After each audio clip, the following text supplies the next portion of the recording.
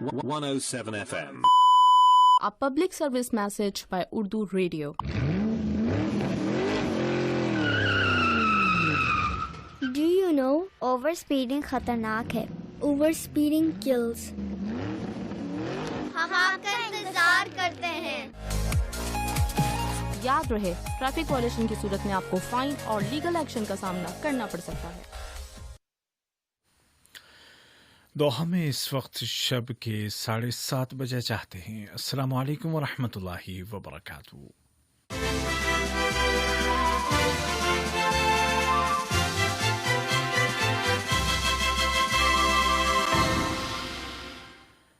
ये Urdu radio Qatar है। अब आप उबैद ताहिर से पहुंचा दिया है और अब पेश खिदमत है आज का दूसरा मुफस्सल नशरिया।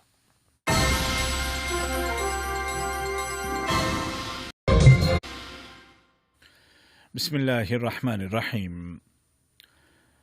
साहिब सुमुव अमीर शेख तमीम बिन हमद आल थानी ने मुल्क के जनूब मगरबी इलाके सलवा में तामीर की जाने वाली सलवा रिजॉर्ट का दौरा किया और तामीरी काम का जायज़ा लिया। ये रिजॉर्ट 32 लाख मुरब्बा मीटर में तामीर की जा रही है।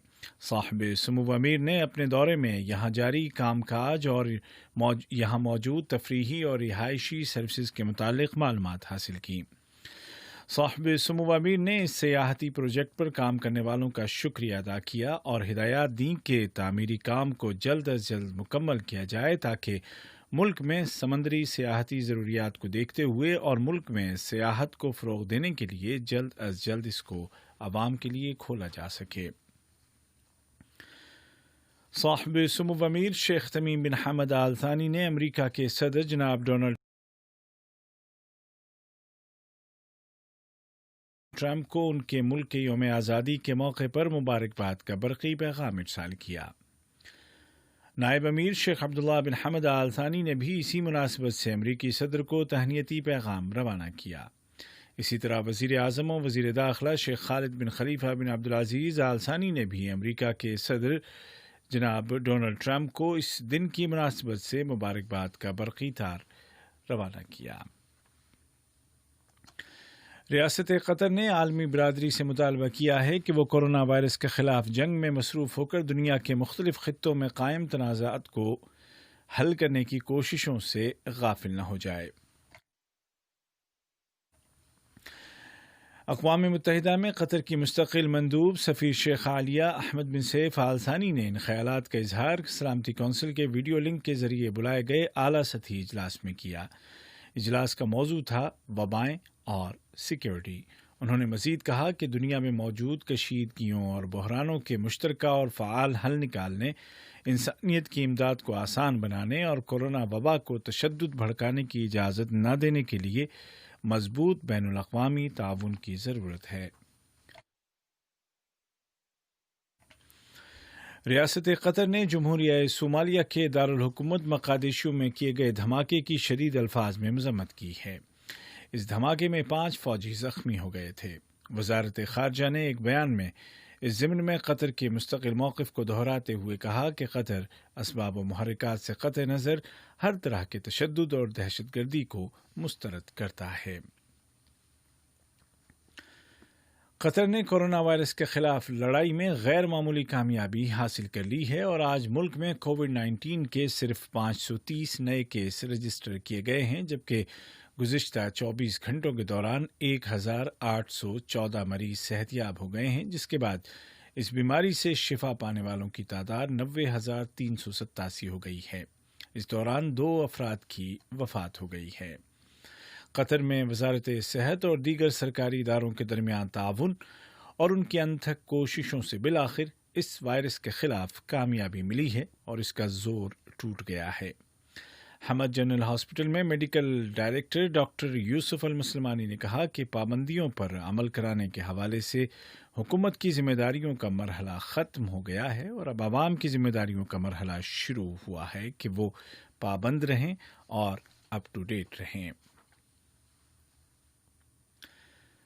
कतर कोरोना वायरस के फैलाव को रोकने के लिए दुनिया की मुसलसल मदद कर रहा है और इस ज़िम्न में कतर के इदारे हिलाल अहमर ने यमन में صحت کے اداروں یا میڈیکل فیسلٹیز کی لاجسٹک ضروریات کو پورا کرنے کے لیے امدادی ادارے نے مشرق وسطی اور شمالی افریقہ میں نوجوانوں کو برسر روزگار بنانے کے لیے فرصہ یا چانس نامی ایک پروگرام شروع کیا ہے۔ اس پروگرام کے تحت نوجوانوں کی صلاحیتوں کو بروئے کار لایا جائے گا، ان کو مزید نکھارا جائے گا اور معاشی اور سماجی طور پر نوجوانوں کو اپنے پاؤں پہ کھڑا کرنے کے لیے ان کی قائدانہ صلاحیتوں کو تراشا جائے گا۔ عالمی سطح پر کورونا وائرس کا شکار ہونے والے افراد کی تعداد 11 ملین یا 1 کروڑ 10 لاکھ ہو گئی ہے، جبکہ تقریباً 7 لاکھ افراد اس وائرس کی وجہ سے دنیا چھوڑ چکے ہیں۔ کورونا وائرس کے خلاف 7 مہینوں سے زیادہ مقابلے کے بعد آج دنیا کو ایک اور بڑے چیلنج کا سامنا ہے، اور وہ یہ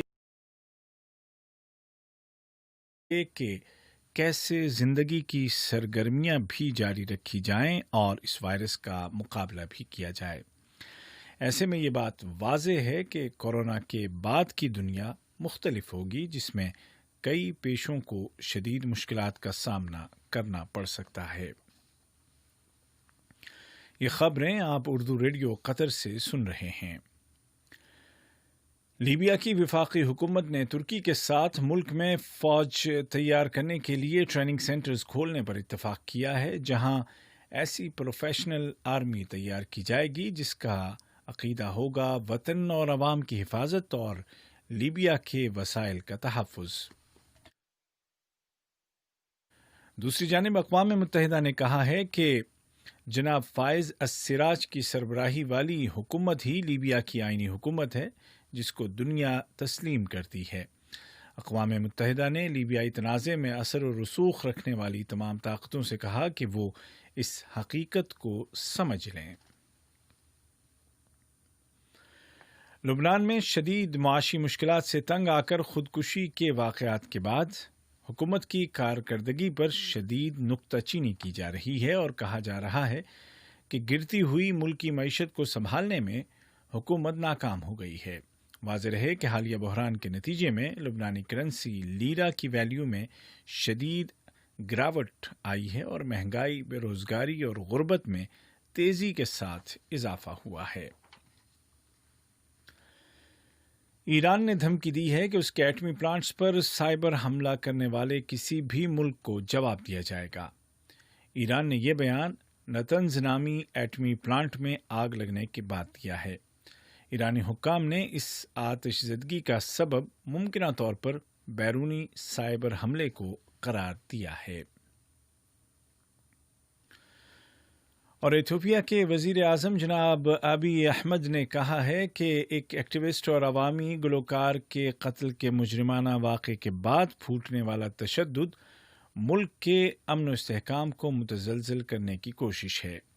اس تشدد میں تقریباً 100 افراد مارے گئے تھے۔ انہوں نے کہا کہ ان واقعات کا مقصد ملک میں فرقہ وارانہ تشدد اور خانہ جنگی کو ہوا دینا ہے اور خوشحالی اور امن کی جانب جاری ایتھوپیا کے سفر میں رکاوٹ پیدا کرنا ہے۔ آج کا دوسرا نشریہ ختم ہونے سے قبل اس وقت کی اہم سرخیاں ایک مرتبہ پھر سن لیجیے۔